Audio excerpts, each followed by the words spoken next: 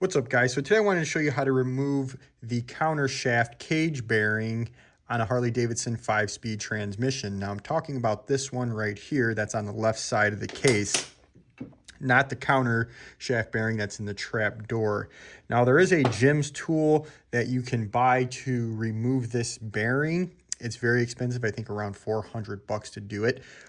If you have a local shop near you, you can kind of take this idea and bring it to them. And even with these quick dimensions that I'm going to show you how to transfer onto the plate in order to get the correct location for the alignment for the threaded rod and the two bolts to bolt it to the side of the transmission case here. And just wanted to show you guys this tool because, you know, as always, I make a lot of the tools on my own just to be more efficient and safe when doing the job. Yes, if the transmission housing was removed, you could easily just press this bearing out. But most of the time when you're, you know, upgrading your 5-speed transmission or just going in there and changing out the bearings, you're not going to want to remove the entire transmission housing. You're going to want to just remove the bearing safely. Now, I have seen and heard of people just going in there with a socket and just tapping that bearing out. The downside of that is you risk cracking that left side case of the transmission housing, and you don't want to be in that boat because then you're, you know, starting all over from scratch. So how I made this tool is a piece of 1-inch flat stock. And the reason it's 1 inch is because I actually had made another prototype of this tool. And the problem is I used 1/4-inch material and the plate actually bent. So went back to the drawing board here and made it heavy duty. So the two fasteners here are Harley Davidson hardware. They're not the trap door hardware just because this plate is thicker and the threads aren't long enough. But essentially, all you have to do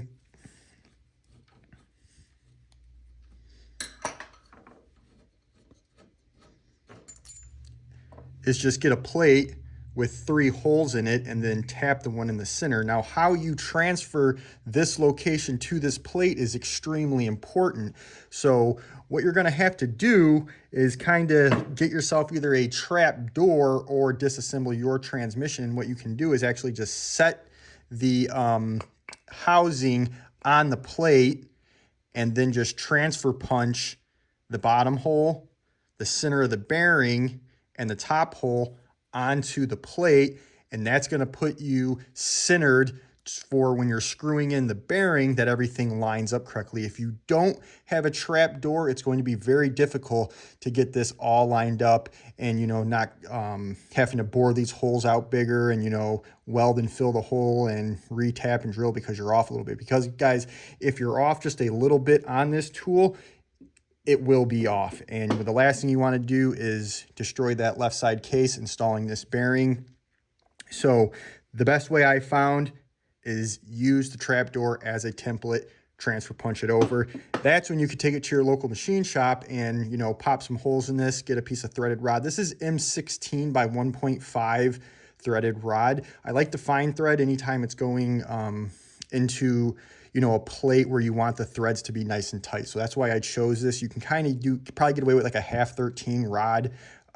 Totally up to you, but I would definitely use 1/2-13 or larger. Again, I used M16 by 1.5. 2 nuts on there. I'll probably tack weld the nut on there just so when I'm using a wrench, I don't have to double nut it like this. Now, the only part that I didn't make was this little piece right here, which is the cam plate adapter that I have for doing the cam bearings and everything. So you could easily make this too, you know, same design, but I just decided that I could save myself a little bit of time and not make that.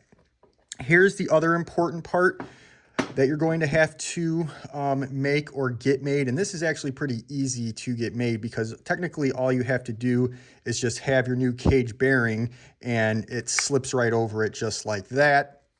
Now the depth doesn't go all the way to this back wall because you want to press the bearing in on the radius on the top face here, not just applying to this back pressure. So if you noticed, it kind of stops right there.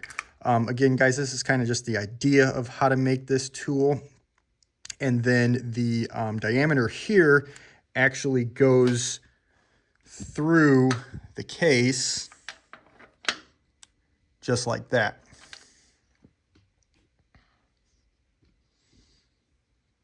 So how you want to set this up is essentially you just take your block with your threaded rod, set it there.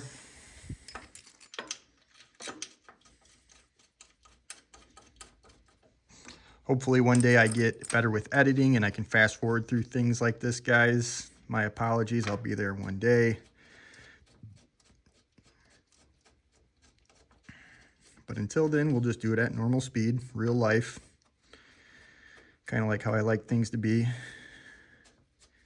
So you essentially just snug those down. You don't have to get it super tight right now because you want to kind of line everything. Even though it's pretty spot on just by transfer punching it over and everything, it's still something that you want to consider aligning when you're all ready to go here. And essentially what happens is you have this, which has a little bored out hole, and that goes onto there on the end of the tool just like that. But before you do that, you just put your bearing on there, just like that.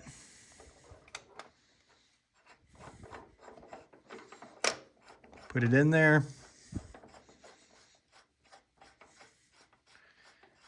Start screwing it. Align the bearing with the hole on the other side, just like that. And then make sure everything's lined up, guys. That's most important. Then once everything is lined up, you can kind of go back, tighten up your two fasteners. It's extremely important that you do that because a lot of the pressure is going to be on those threads. And if anyone kind of doubts this idea, I actually got this idea from Jim's Tools, as I get most of my ideas. They're the best in the business, so sometimes I always can't buy the real expensive tools and I just make them. So I do have to give credit to Jim's. Again, I'm not selling this, I'm just using this. So appreciate it, Jim's, and your guys' idea.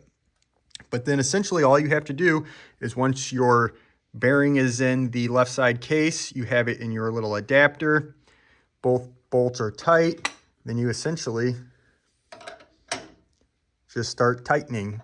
And what that's going to do is push that bearing straight in. And that's how you install a countershaft bearing on a 5-speed Harley Davidson transmission. This also applies to this 6-speed, but I believe you have to make a different adapter. I typically only work with carbureted models, so pretty much, 05 and earlier.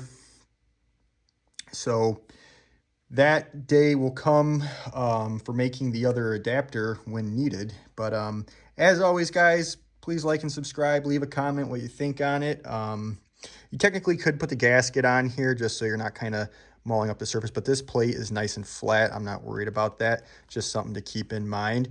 But yeah, guys, that's how you make your own tool for installing that without using the press. Have a good one.